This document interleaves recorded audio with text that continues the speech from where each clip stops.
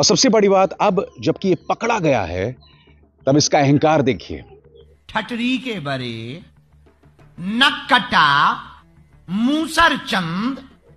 ये कहने लगे हैं कि अगर मैंने महंगे चश्मे पहन लिया तो क्या, भ्रष्टाचारी भी तो पहनते हैं, 10 रुपए में अपना ईमान बेचने वाले भी तो पहनते हैं। इसके शब्दों पर गौर कीजिए दोस्तों। 10 रुपया का आदमी, नाचने वाला, गंदे चरित्र का आदमी 2 लाख की जैकेट पहन सकता, और महात्मा अगर 60,000 की पहन ले तो तेरे पेट में दर्द होता है। अब आप कह सकते हैं कि कथावाचक हैं, मौज मस्ती करें, ठीक है। जब आप इस तरह की आजादी अपने आदर्शों को देते हैं कि वो कुछ भी कर सकें, तो जाहिर सी बात है उसका परिणाम आसाराम बापू होता है, उसका परिणाम बलात्कारी राम रहीम होता है। क्योंकि ये वही कथावाचक हैं, ये सो कॉल्ड धर्मगुरु हैं जिन पर इनके भक्तों ने संपूर्ण विश्वास किया। नतीजा, इनकी ताकत जो है वो बढ़ गई, और जब ताकत बढ़ गई तो ये लोग उसका बेजा इस्तेमाल करने लगे। ये व्यक्ति एक ऐसे वक्त जब पूरा देश शोक मना रहा है, इस तरह की तस्वीरें खिंचवा रहा है, ठीक है, उसे उस बात की शर्म नहीं है। मगर इसका तर्क क्या है कि अगर भ्रष्टाचारी लोग, नकचढ़े लोग, और न जाने किस तरह की शब्दावली का इस्तेमाल किया है, अगर वो लोग फोटो खिंचवा सकते हैं तो मैं क्यों नहीं खिंचवा सकता। यानी कि आज की तारीख में इस व्यक्ति पर लाखों लोगों का विश्वास है, और इसके पास तर्क क्या है कि अगर भ्रष्टाचारी लोग ऐसा कर सकते हैं तो मैं क्यों नहीं कर सकता हूं, अगर नक्कटे लोग ऐसा कर सकते हैं तो मैं क्यों नहीं कर सकता हूं, अगर 10 रुपए में ईमान बेचने वाले लोग ऐसा कर सकते हैं तो मैं भी कर सकता हूं। यानी कि यह व्यक्ति मानता है कि इसमें और 10 रुपए में अपना ईमान बेचने वाले व्यक्ति में कोई फर्क नहीं है। सुना, हम अपनी नहीं खरीद के पहने, चेलों की दी हुई है। और तुम्हें ज्यादा पेट में दर्द हो तो कल हम 1.20 की पहनेंगे बेटे। धीरेन्द्र शास्त्री का बहुत ही विवादास्पद इतिहास रहा है और मैं उसकी चर्चा करूंगा, मगर सबसे पहले इस व्यक्ति का तर्क सुनिए दोस्तों। ये तर्क हास्यास्पद नहीं, ये तर्क बहुत खतरनाक है। ये तर्क दुखद है इनके लाखों भक्तों के लिए जो अंधभक्त होके, आंख बंद करके इनके दरबार में जाते हैं और ये व्यक्ति अनर्गल हरकतें करता है। नहीं नहीं नहीं, ऐस देखो, ऐस। अहमदाबाद में प्लेन हादसा होता है और पूरा देश शोक में डूबा हुआ होता है।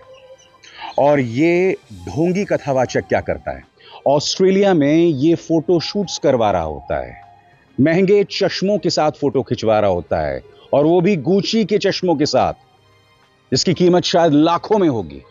जी हां, बागेश्वर धाम के धीरेन्द्र शास्त्री, याद कीजिएगा इसी मंच पर मैंने कार्यक्रम किया था जिसमें मैंने इस व्यक्ति का पर्दाफाश किया था, और आज से नहीं कई बार मैंने इस व्यक्ति का पर्दाफाश किया है। मेरा मानना है कि एक कथावाचक सिर्फ नाम मात्र का है। ये जो काम करता है ये सस्ता जादू है और इसके अलावा कुछ नहीं। और अब जब पूरा देश शोक मना रहा होता है तब ये ऑस्ट्रेलिया में होता है, और ऑस्ट्रेलिया में होता है और वहां पर जैसा कि इन तस्वीरों में साफ दिखाई दे रहा है, लिटरली ऐश कर रहा होता है। दोस्तों, पूछना चाहता हूं इस बौखलाहट की वजह क्या है। अगर मैंने आपका एक्सपोजे अपने मंच पर किया तो क्या गलत किया? देश शोक मना रहा था और आप ऑस्ट्रेलिया जाते हैं, चलिए वहां आप सत्संग कर रहे हैं। एक तो मुझे उन लोगों पर दया आती है जो आपके सत्संग का हिस्सा होते हैं। आप एक पॉलिटिकल पार्टी के पिछलग्गू बनकर उसका प्रोपेगेंडा बन जाते हैं, जबकि आप एक कथावाचक हैं। आपको सीखना चाहिए उन कथावाचकों से जो ये सब हरकतें नहीं करते हैं, क्योंकि वो नहीं देख पा रहे हैं कि आप क्या कर रहे हैं। मेरे हिसाब से आप जो कर रहे हैं वो सिवाय ढोंग है और उसके अलावा कुछ नहीं। आप देश के संविधान का अपमान करते हैं। जी हां, आप जब कुंभ चल रहा होता है तो ये तक कहते हैं कि जो कुंभ में नहीं जाएगा वो देशद्रोही है। मगर चूंकि चलन कुमार विश्वास जैसे सो कॉल्ड कथावाचकों का है, तो आज की तारीख में हर कोई राजनीतिक गंगा में हाथ धो रहा है, चाहे वो कुमार विश्वास हो, चाहे वो धीरेन्द्र शास्त्री हो। निहायत ही शर्मनाक रवैया इस व्यक्ति का। और याद कीजिएगा, ऑस्ट्रेलिया पहुंच के इस व्यक्ति का एक्सेंट बदल गया था। आप कथावाचन कर रहे हैं, उसका मजाक मत बनाइए ना साहब। You come here. So you speak in Hindi. Okay. Where are you from? Calcutta in Australia. मैं फिर आपसे पूछना चाहता हूं, क्या एक कथावाचक को अपने आचरण से इस तरह के बर्ताव का परिचय देना चाहिए? अब आप कह सकते हैं कि कथावाचक हैं, मौज मस्ती करें, ठीक है।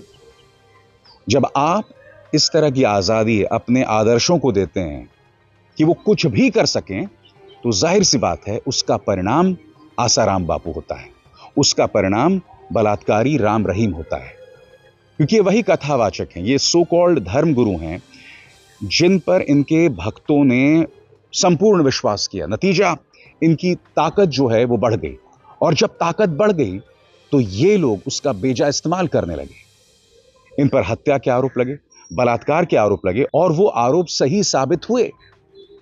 आज इनकी दुकानें क्यों चल रही हैं दोस्तों? धीरेन्द्र शास्त्री जैसे लोगों की, कुमार विश्वास जैसे लोगों की, क्योंकि भारतीय जनता पार्टी इनमें फायदा देख रही है। जिस दिन ये फायदा खत्म हो जाएगा तब ये दिखाई भी नहीं देने वाले हैं।